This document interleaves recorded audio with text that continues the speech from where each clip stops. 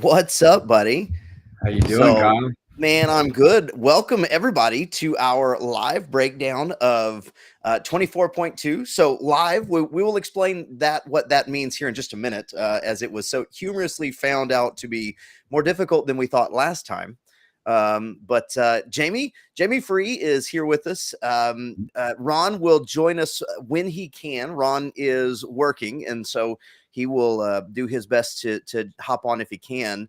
Yeah. Of course, I always hesitate, as beautiful as Ron is, I always hesitate to say that he's working just because I just don't want everybody calling the fire station asking, saying they need Ron to come and help him up. Have you ever seen Tacoma FD? Yes, I have. it's like that one lady who calls and is just like hoping a certain firefighter shows up. I feel like that's probably happened to Ron. He's a good looking guy, man. I mean, he's a good looking dude. Oh, absolutely. Absolutely. Well, I mean, that's the deal. That's why, so we look at the overlay. That's why the two biggest, most beautiful men are there. I'm kind of the Oompa Loompa imp in the corner. But that's the way that it goes, man. So, Hey, all Oreos have something soft in the middle. All right. That's it, man. I'm the soft filling. Yeah. We're just a vanilla Oreo. It's all right. That's all right, brother. Man, that's amazing. Okay, well, dude, I as much as I would love to just hear and make jokes the whole time, people actually want to talk about the workout. Okay, here's the deal. So here's what I'm gonna do, homie. Is they've got a little bit. I'm gonna keep the sound off so that way I don't mess up your sound. But dude, I'm gonna go ahead and share this, and we'll just kind of talk about it as they go over. And so here's the deal. I got to tell you this though, dude.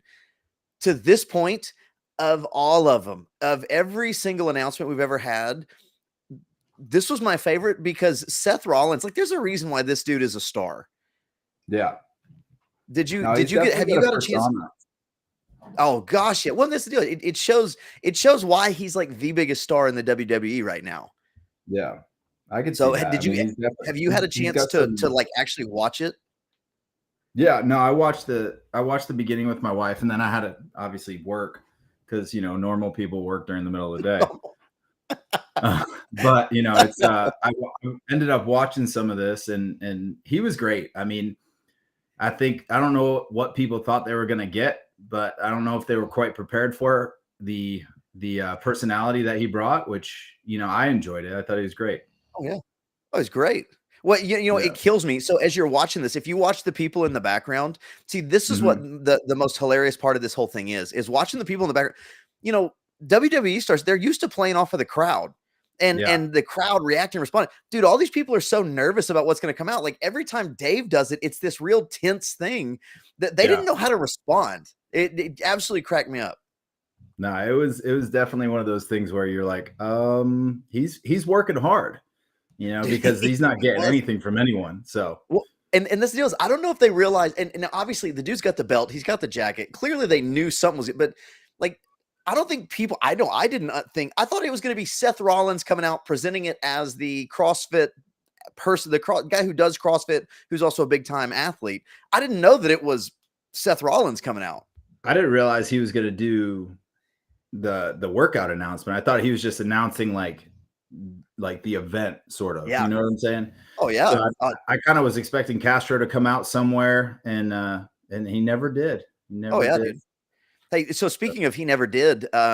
So for everybody that's kind of watching with us, the reason that we are doing this at 6:00 Central tonight is because the first week we decided we had this really good idea. We were going to do this live as it came out, and then CrossFit, came out and they showed a few things. Then they went to commercial. Then they showed a few more things and they went to commercial. Then they did a homage to Dave's announcement. Then they did a commercial. Then they did a competition in which all of the athletes were effectively synchro and nobody was trying to win.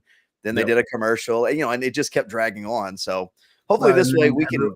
Everyone just had to hear us talk about nothing. So nothing. Hey, you want to know what though? So Jamie, what I did though is I did actually our conversation. I posted to our podcast.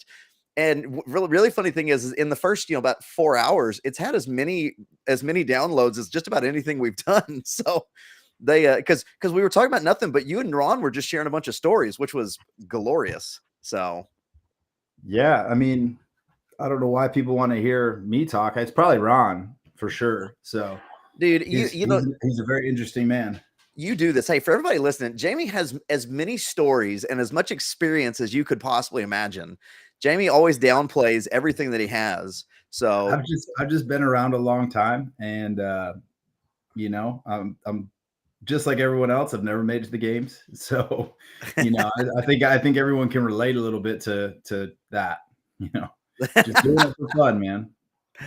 well, dude, so here's what we're gonna do. I'm gonna fast forward so we can talk about this as we're kind of watching the workout. And we don't have to watch the whole thing. I mean, we all know. So it's Yeah. 20 minutes. It's Mhm. 300 meters on the rower, 10 deadlifts at 185, and 50 double unders. Yeah. And I think the most important thing to make mention of as we're watching Medeiros and Mertens is you and I, as close as you and I are not Medeiros and Mertens. Nope. Nor is let's throw this out. Nor is just about anybody else in the world. And so it's always the mistake that I make, and I think a lot of people make when they're watching this. You always go, oh, "Okay, they got this many rounds. I think I can get this many." When really you should effectively just divide what they do in half, and that's how many you can get.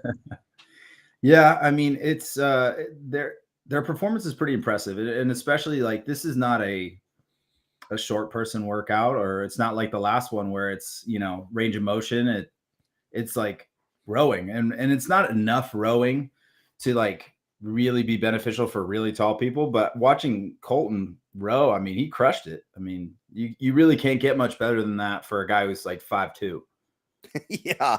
I mean, how about and you just got to ask, did they that they almost had to plan it? Mertens just murders the last workout. And Yeah. for anybody with a brain who's been watching CrossFit lately, and I'm not saying that Mertens was like it was a for sure thing he was going to win, but you knew the guy was going to murder it. He's incredibly fit and he's built for that type of workout.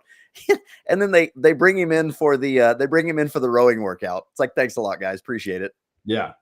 No, it's funny. Like we were before the last, just before the last workout. I think it was Monday. Um, I was sitting there talking to Will Morad and Brooke Wells, and Will is like, man, I think I'm gonna try to redo it, and I think like I could make some money because he got 547, which is Oh, that's unbelievable. And Brooke looks at him and goes, Colton's got it, and I'm like, all right, well, what did Colton get? Colton went sub 520. I'm like, Will, don't redo it. There's no point. There's no point. There's no point in killing yourself for possibly maybe getting close. So oh yeah. Hey, so unfortunately I'm not able to pull it up right now, but had a strategy comment from the great Heather Hippensteel. Heather Hippensteel says, hey, you know what? Just sprint the whole thing. And Heather, I'm with you. I say we sprint the whole thing. Depends on what your sprint looks like, I guess. Heather is a phenomenal athlete, no matter what she tells you. Coming from the they're all the Hippensteels are phenomenally athletic. Oh yes.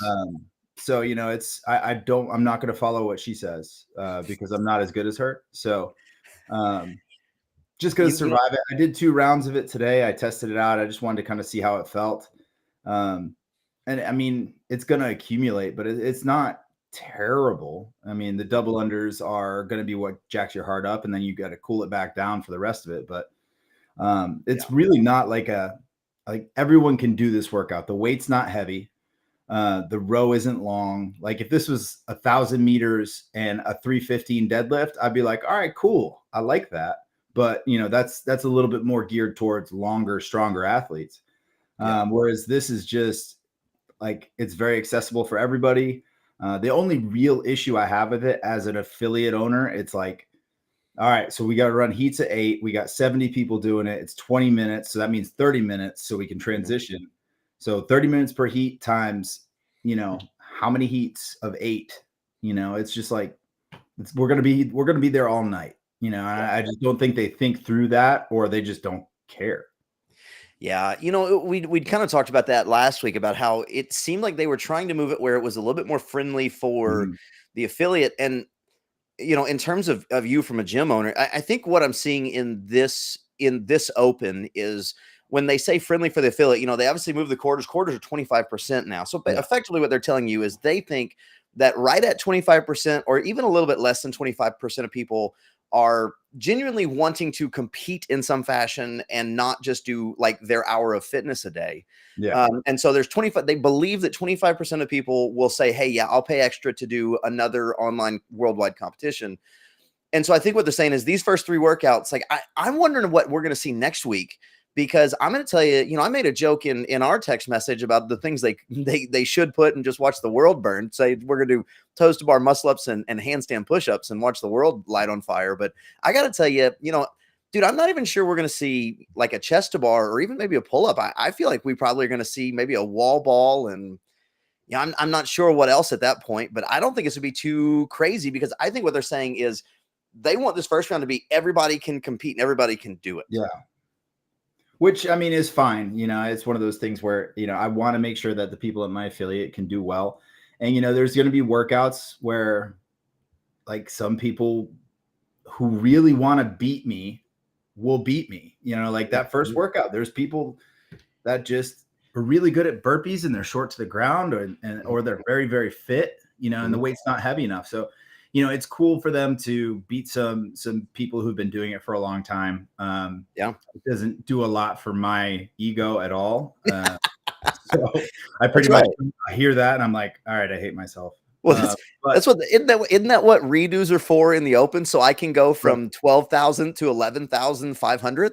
I will tell you, there's not a chance of redoing any of these workouts or any quarterfinal workouts until it gets to semis, when it gets like really serious. And hopefully I can make it into the top 200 to get to semis, but it's one of those things where that's the goal. So like, let's peak then. Don't try to get your ego involved on this one and be like, all right, well, I think I can do another 30 reps. Well, does that, like, what if you don't? Like, getting the same score as like kissing your sister. It's just not, it's not appealing at all. Dude, I'm not so sure you used the kissing your sister thing there correctly. I feel like getting the same score would be losing.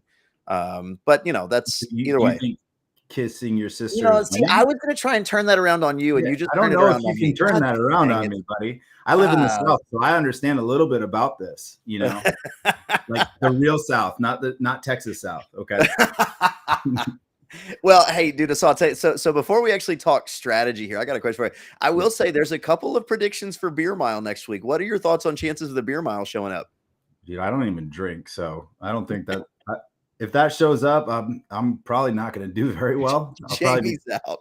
I'll probably be drunk by like 800 meters.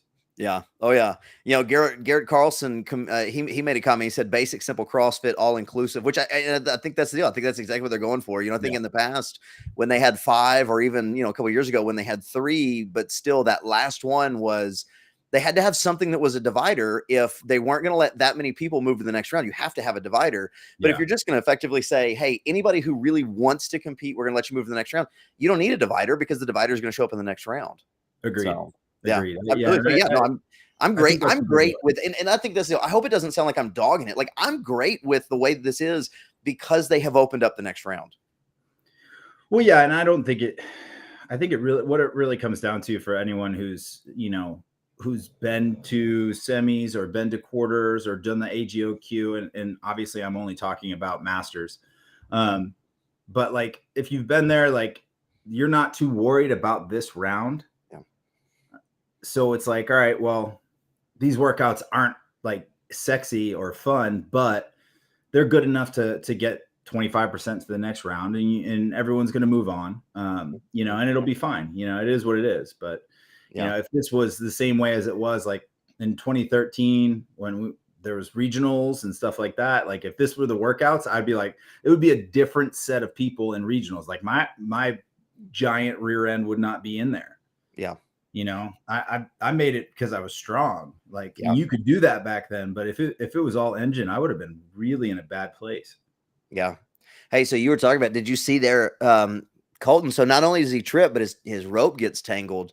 Obviously there's no redos for him at this point or anybody, but I gotta tell you, that'll spike your heart rate if you're actually trying to really push. Yeah. And I've done that before where you're in the middle of a workout, you kick, and then all of a sudden your rope kind of does that deal where it twists around like this, and Yeah. you have to kind of fiddle with it. Man, that'll your heart rate's already spiked because you're in the 5th round, but it'll jack your heart rate through the roof then. Yeah, I mean, they're doing double unders in essentially like a phone booth. Like Yeah. being that close together, and I get they're doing it for TV, but like that's not comfortable for me. Like Oh I well. wouldn't be comfortable sitting next to someone else doing that. Yeah. But they're professionals, and I'm just some guy. You're not some guy. I Okay, am some guy, man. It's all right, and I'm okay with it. I'm some guy, Jamie. Like you have to realize the percentage of some guy. You're including some guy from like the 1% all the way down below that. You are there's levels of some guy to this point, buddy. There's always levels. There's But, always levels. There, Okay. there's levels to facial hair. Yours is beautiful. That's a 10. Well, I dude, mean, I do appreciate that. I yeah, do appreciate that. Okay, so we got a good shot of we had a good shot of Medeiros doing his deadlifts. Let me yeah, ask you this. Okay, these guys, these are two of the top, I don't know, what do you want to call it? 10, 8 in the world. Obviously flying through the deadlifts, like this is not even a weight for them. Let's say yeah, you take your masters that are we're saying they're in the 15th to 25th percentile. So, okay. they want to do it and they want to keep improving. Dude, if you have somebody like that in your gym, are you telling them to try and go unbroken? Or are you telling them to do double under, or I mean, excuse me, not double under. Are you telling them to do singles on the deadlifts? What are you telling them? I mean, I think it really comes down to what their skill set is. Like, if double unders aren't a big thing for them, then they should probably break it like 30-20 or 25-25 or something like that. Like where it's one break, you get a breather, you drop your heart rate a little bit, and then go from there. If the deadlift is heavy, then I mean, I would go sets of, go 4-3-3 or go 5 sets of 2, something that's going to be manageable for you no matter what. You can't really fix the row. The pace of the row is the key. Like, so when I practiced this, I went out at like a 145 to 147. And it felt okay. I can maintain that, but I'm a puller. That's that and the deadlift. That's the easy part for me.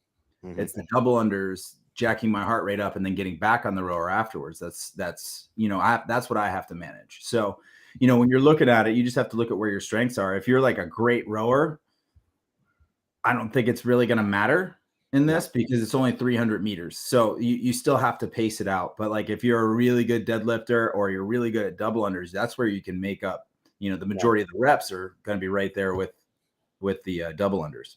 Yeah, it certainly seems, you know how it goes in every CrossFit workout, and it's different for most people, but there are some workouts where the trap is always the same for everybody. I think the row is the trap for everybody.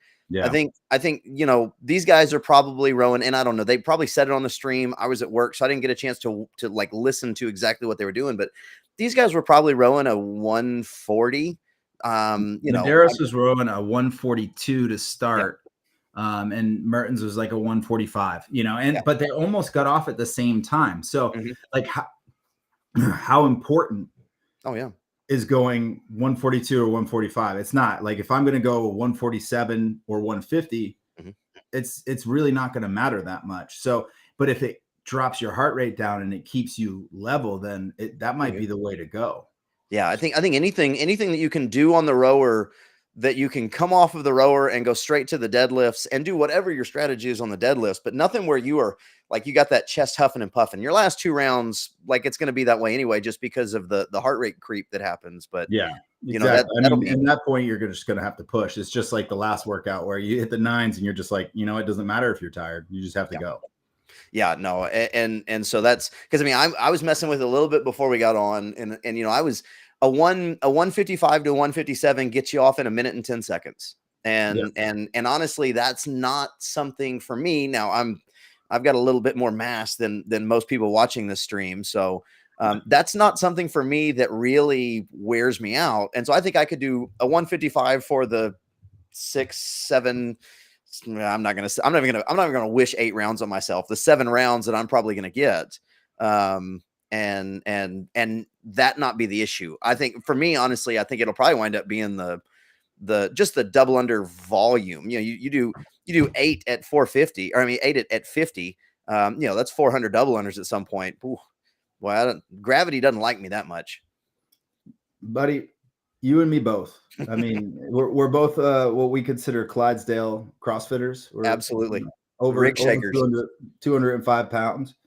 So it's just one of those things where it's gonna accumulate. It's gonna feel like crap. And, I hope everyone's Achilles are firmly intact. I think that's something that, warming up for this is going to be incredibly important to make sure that your calves and your lower half is ready for all that bounding, because the first workout was all hinging. This one is mostly hinging. So it's like, all right, you're just wearing out your posterior chain. So what's next?